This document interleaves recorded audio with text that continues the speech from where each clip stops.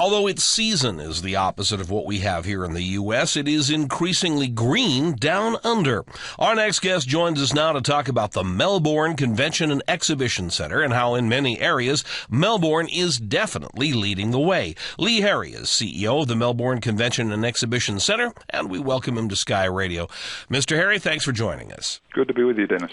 Now, green building's a good idea, but it's becoming quite common. But your Melbourne Convention and Exhibition Center is more than just a green building. Tell me how much farther you've taken the concept here. Well, Dennis, I think what we tried to do very deliberately was make this the world's leading building in the environmental space.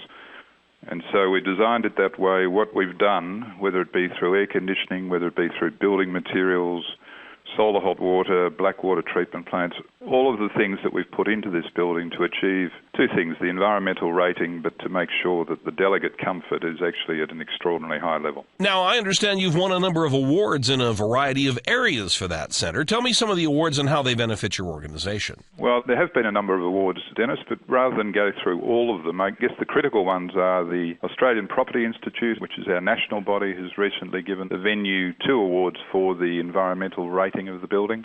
The Banksia Foundation, which is our major environmental foundation here in Australia, has also recognised the building. And IMEX, which is the major business events trade show around the world, also recognised the centre as the greenest convention venue in the world earlier this year.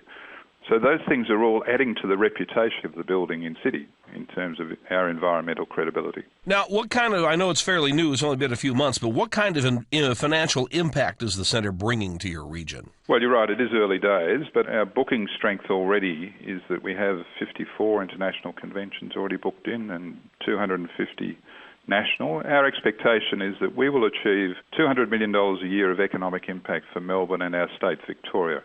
And we'll do that each year for the next 25 years. Now, tell me about Melbourne itself. What does the background of the city add to your toolkit when you're getting people to come and visit? Well, I think the great thing about the city is most people would say it's almost purpose designed to be a convention city. So all of our facilities basically are within a mile and a half of the convention centre, whether that be sporting facilities, accommodation, restaurants, cultural facilities. So you can walk to each of them. You can walk between your hotel, the convention centre, the sporting facilities. And it's a safe and lovely city to do that in, and it has a significant multicultural background as well. So you can experience a whole range of tastes, if you like, of Melbourne when you're here. What kind of shows are coming in early 2010? Well, we have a whole range of things. We have probably a major event at the late part of this year is the Parliament of World Religions, which will be a convention of more than 8,000 people. And then during next year, we have the major international convention in internal medicine, which will be around 4,000 people. And then it just grows from there to things like World Diabetes in 2013, which is 12,000 delegates. So there's a real mixture across all of the medical and international specialities. And they're coming to Melbourne. Lee, thanks so much for joining us here on Sky Radio. Pleasure, Dennis. Lee Harry is the Chief Executive of the Melbourne Convention and Exhibition Center. He joined us by phone from Melbourne, and they are on the web at www.mcec.com.au.